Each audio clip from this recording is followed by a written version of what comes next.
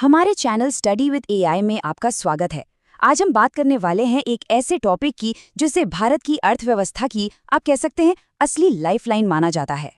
जी हाँ, हम बात कर रहे हैं भारत के मैरीटाइम इंफ्रास्ट्रक्चर की, मतलब हमारे बंदरगाहों की। अब सबसे पहले ये समझते हैं कि आखिर ये बंदरगाह या पोर्ट होता क्या है। देखिए, बहुत ही सिंपल शब्दों में ये समंदर, नदी या झील के किनारे बनी एक ऐसी जगह है जहाँ बड़े बड़े जहाज आते हैं, अपना सामान उतारते हैं, चढ़ाते हैं, पैसेंजर्स को भी उतारते चढ़ाते हैं। ये किसी भी देश के ट्रेड और ट्रांसपोर्ट के लिए समझिए धमनियों की तरह काम करते हैं।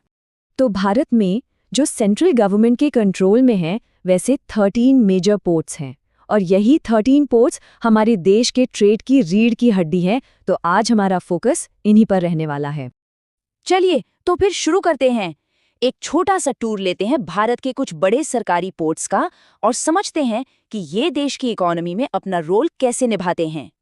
शुरुआत करते हैं गुजरात के कांडला पोर्ट से। अच्छा, ये एक टाइडल पोर्ट है। इसका मतलब क्या हुआ? इसका मतलब ये हुआ कि यहाँ जहाज़ों को अंदर लाने के लिए हाई टाइड यानी ज्वार की लहरों का इस्तेमाल किया जाता है। और आज की तारीख में ट्रेड वॉल्यूम के हिसाब से ये भारत का सबसे बिजी पोर्ट है। इसकी एक बड़ी वजह यह भी है कि ये एक फ्री ट्रेड जोन है, मतलब एक्सपोर्टर्स को टैक्स में छूट मिलती है, जिससे वो यहाँ काफ़ी अट्रैक्ट होते हैं। अब आते हैं मुंबई पोर्ट पर। साइज के हिसाब से देखें तो ये भारत का सबसे बड़ा पोर्ट है, लेकिन यही इसका सबसे बड़ा चैलेंज भी बन गया। इतना बड़ा होने की वजह से यहाँ ट्रैफिक इतना ज्यादा बढ़ गया कि अक्सर कंजेशन की हालत बन जाती थी। सामान की आवाजाही में बहुत ज्यादा देरी होने लगी। तो इसी भीड़ भाड़ को, इसी प्रॉब्लम को सॉल्व करने के लिए मुंबई के पास ही बनाया गया नावा शेवा पोर्ट, जिसे हम जवाहरलाल नेहरू पोर्ट या जेएनपीटी के नाम से भी जानते हैं। और आज की डेट में ये भारत का सबसे मॉडर्न और टेक्निकली एडवांस्ड सरकारी बंदरगाह माना जाता है। ये तो हुई हमारे पोर्ट्स की बात, लेकिन सवाल ये है कि दुनिया के बाकी पोर्ट्स के मुकाबले हम कहाँ स्टैंड करते हैं। तो चलिए एक रियलिटी चेक के लिए इसकी तुलना करते हैं दुनिया के बेस्ट यानी सिंगापुर से। और यहाँ जो आंकड़े सामने आते हैं वो सच में चौंकाने वाले हैं। ग्लोबल लॉजिस्टिक्स रैंकिंग में सिंगापुर है नंबर 1 पर और भारत है 38वें नंबर पर। सोचिए, ये कोई छोटा मोटा गैप नहीं है, ये एक बहुत बड़ी खाई है। इससे पता चलता है कि हमें अभी कितना लंबा सफर तय करना है। तो सवाल उठता है, सिंगापुर की इस कामयाबी का राज क्या है?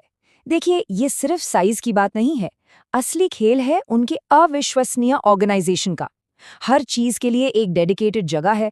कारों के लिए अलग टर्मिनल, अनाज के लिए अलग, इलेक्ट्रॉनिक्स के लिए अलग, पेट्रोलियम के लिए तो पूरा का पूरा जोन ही अलग है जहां पाइपलाइन से सीधा माल ट्रांसफर होता है। मतलब हर चीज को मैक्सिमम एफिशिएंसी के लिए डिजाइन किया गया है। और यहीं पे ये कहावत बिल्कुल फिट बैठती है।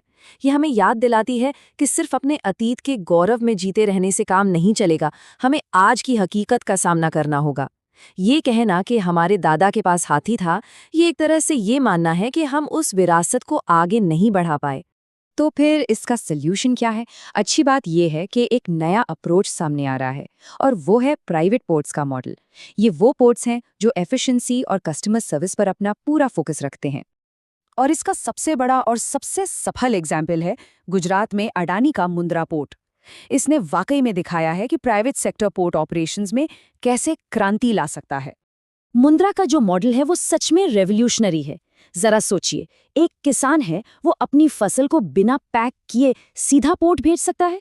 वहां पहुंचकर ऑटोमेटिक सिस्टम्स खुद ही उसकी पैकेजिंग करते हैं, लेबलिंग करते हैं और फिर सामान सीधा जहाज पर लोड हो जाता है। और इस पूरी प्रोसेस में कस्टमर को हर स्टेप का रियल टाइम अपडेट मिलता रहता है। सोचिए, इससे पूरी प्रक्रिया कितनी ज्यादा आसान और एफिशिएंट हो जाती है। और बात सिर्फ पैकेजिंग की नहीं है, ये प्राइवेट पोर्ट्स पूरे लॉजिस्टिक्स इकोसिस्टम को एक साथ जोड़ते हैं। पोर्ट के अंदर तक सीधी रेलवे लाइनें बिछी हैं, जिससे लागत भी कम होती है और देरी भी। ये लगातार खुद को एक्सपैंड और मॉडर्नाइज करते रहते हैं, जिससे देश में ज्यादा से ज्यादा इन्वेस्टमेंट और बिजनेस आता है। लेकिन पोर्ट्स का मतलब सिर्फ कार्गो लाना ले जाना ही नहीं होता, ये एक बहुत बड़े मैरीटाइम इकोसिस्टम का हिस्सा हैं। चलिए अब देखते हैं कि इस इकोसिस्टम में और क्या-क्या आता है। एक तरफ है गुजरात का अलंग। इसे दुनिया का सबसे बड़ा शिप ग्रेवयार्ड यानी जहाज़ों का कब्रिस्तान कहा जाता है। दुनिया भर से बड़े बड़े विशाल जहाज जब अपनी जिंदगी पूरी कर लेते हैं तो उन्हें यहीं तोड़ा जाता है और रिसाइकिल किया जाता है। तो एक तरफ जहाज तोड़े जाते हैं तो दूसरी तरफ बनाए भी जाते हैं। हमारे पास शिप बिल्डिंग भी है। कोचीन शिपयार्ड भारत की सबसे बड़ी शिप बिल्डिंग फैसिलिटी है। इसके अलावा मुंबई में मझगांव डॉक और कोलकाता में गार्डन रीच जैसे और भी बड़े शिपयार्ड्स हैं। लेकिन यहीं पर एक बहुत क्रिटिकल फैक्ट सामने आता है जिसका सीधा असर हमारी नेशनल सिक्योरिटी पर पड़ता है। पता है क्या? भारत नेवी के लिए जब तक एक नया जहाज बनाकर तैयार करता है तब तक एक पुराना जहाज रिटायर हो जाता है। मतलब हम नेट जीरो पर हैं। और ये जो धीमी रफ्तार है ये हमारी नेवी के मॉडर्नाइजेशन के रास्ते में एक बहुत बड़ी रुकावट है। और ये सारी बातें हमें एक आखिरी और बहुत गहरे सवाल की तरफ ले जाती हैं। ये सवाल है दो अलग अलग माइंडसेट का। एक तरफ है देशभक्ति यानी पेट्रोटिज्म। ये कहता है कि हाँ, हमारे देश में कमियां हैं, चलो इन कमियों को पहचानते हैं और इन्हें ठीक करते हैं ताकि हम आगे बढ़ सकें। और दूसरी तरफ है राष्ट्रवाद यानी नेशनलिज्म। ये कहता है हमारा देश सबसे महान है, इसमें कुछ भी ठीक करने की जरूरत ही नहीं है। तो ये पूरा एनालिसिस हमें इसी एक सवाल पर लाकर छोड़ देता है। अगर भारत को सच में एक वर्ल्ड लीडर बनना है तो उसे किस चीज की ज्यादा जरूरत है, देशभक्ति की या राष्ट्रवाद की? वो कौन सी सोच है जो हमें अपनी कमियों को सुधारने और असल में तरक्की के रास्ते पर आगे ले जाएगी? तो ये था हमारा आज का एनालिसिस। उम्मीद है आपको पसंद आया होगा। अगर हाँ, तो हमारे चैनल स्टडी विद एआई को लाइक, शेयर और सब्सक्राइब करना ना भूलें। हम बहुत जल्द लौटेंगे एक और ऐसे ही दिलचस्प टॉपिक के साथ।